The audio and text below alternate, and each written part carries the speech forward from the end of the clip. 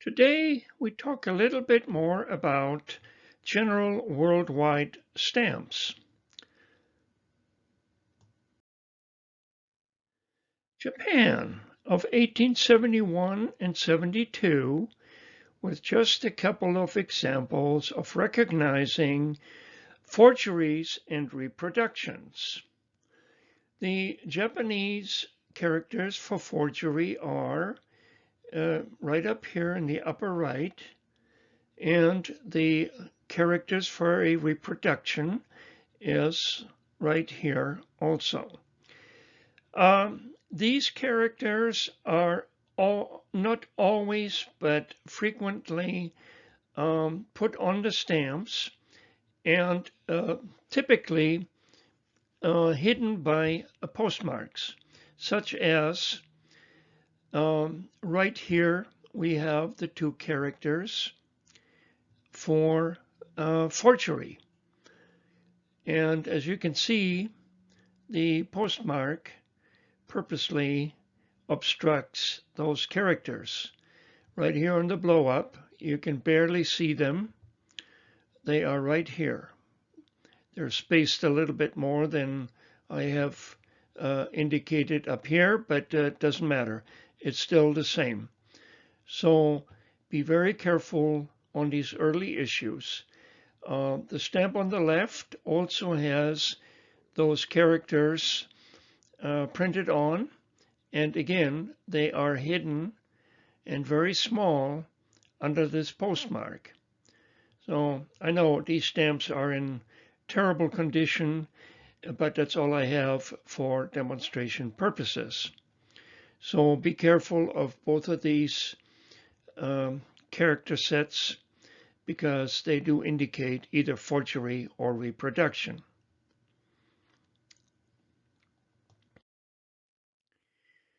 Japan, 1872 through 1876. The chrysanthemum symbol, to my understanding, must have 16 identical petals in its design as just one example of being genuine or a forgery. And this is the chrysanthemum right here. And by the looks of these petals, they definitely are not symmetrical or identical. So that's all I know about these stamps. And I just wanted to share that little bit of information with you. And all of these and the following chrysanthemum issues appear to be quite questionable. And the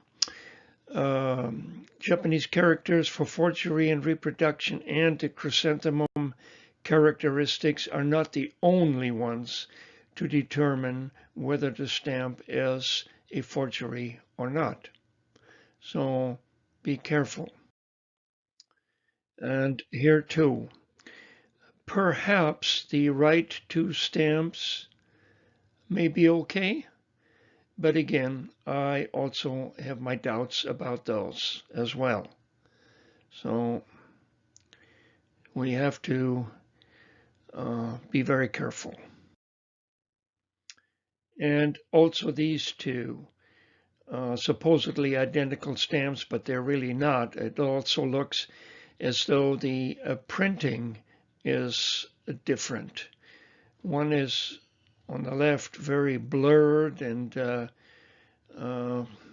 one on the right is more crisp.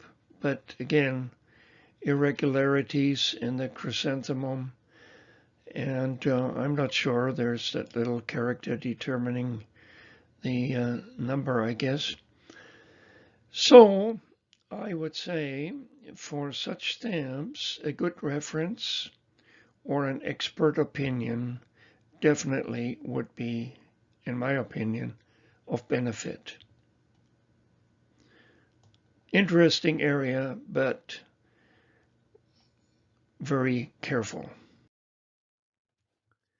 The Philippines. Filipino Revolutionary Government of 1898 and 99.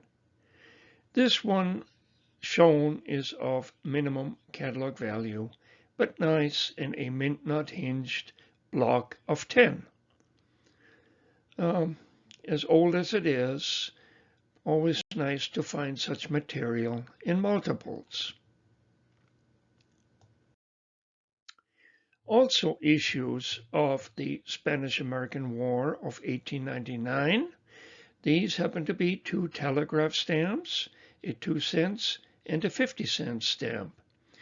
An older Michelle catalog lists these at no value because no value has been established.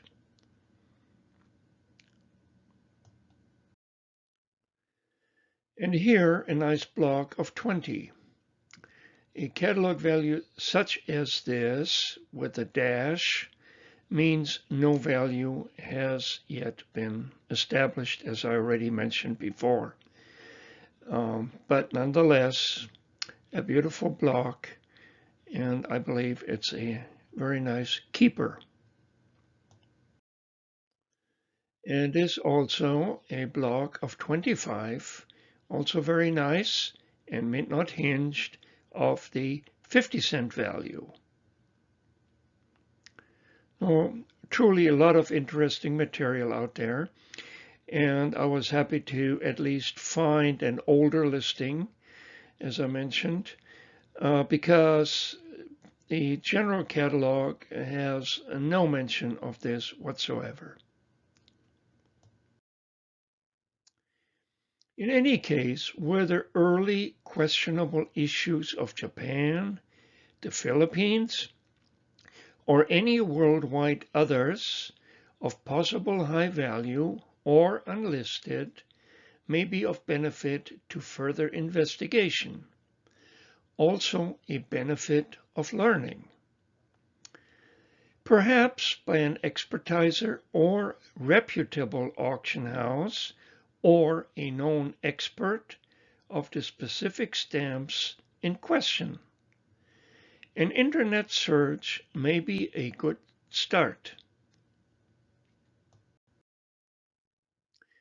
Iran or Persia of 1909. Here a coronation issue of Ahmad Shah as a lion essay. This information I found in an archived auction catalog of some years ago on the internet. 12 different lion essays were sold for a price of $750 at that particular time with that particular auction house. I tried not to underestimate unlisted or unknown stamps. All this is such an interesting part of our great hobby.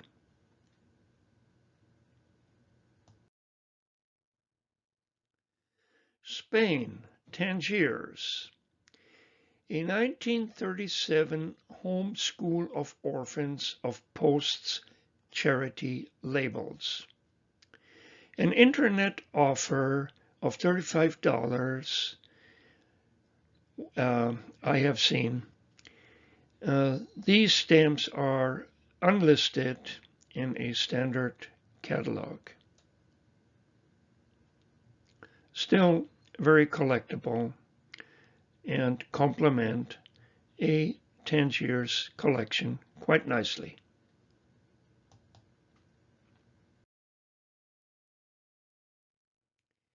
Georgia. A 1923 issue as imperfs, not listed but mentioned in a standard catalog at $25 each. So, as you can see, some are listed, some are not. And why that, I don't know. Perhaps the catalogs would explode with all that additional information. I'm not sure, but I assume that could be part of the reason.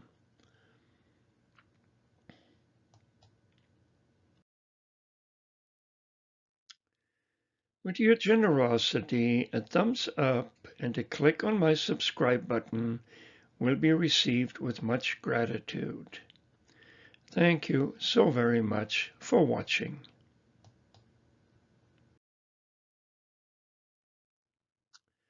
Treasures are waiting to be found. Wishing all of you success.